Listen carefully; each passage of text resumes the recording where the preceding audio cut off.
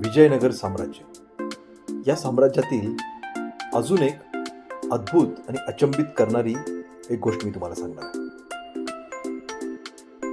हम्पी येथील जे विरूपाक्ष मंदिर आहे, या मंदिराच्या मुख्य प्रवेशद्वारावर जे गोपूर आहे, जे आता समोर दिसतंय, हे गोपूर आणि त्याच्या समोर असलेलं एक मुख्य मंदिर, ह्या मुख्य मंदिराला एक खिडकी वजा किंवा ज्याला एक होल म्हणता येईल असं एक होल असून यातून समोरच्या गोपूरची सावली या मंदिरातील आतल्या भिंतीवर पडते.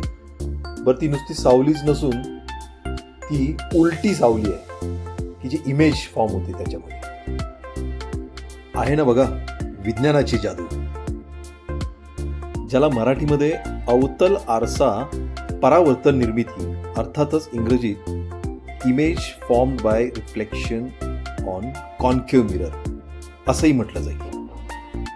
येथील स्थानिक गाईड मात्र सांगतात की त्या काळामध्ये वृद्ध आणि गरोदर स्त्रियांना एवढ्या पायऱ्या चढून वर जाऊन गोपुराचं दर्शन करता येत नव्हतं, म्हणून त्यांच्यासाठी ग्राउंड फ्लोअरवर अर्थातच तळमजल्यावर या मंदिराच्या गोपुराचं दर्शन व्हावं यासाठी केलेली ही खास व्यवस्था होती.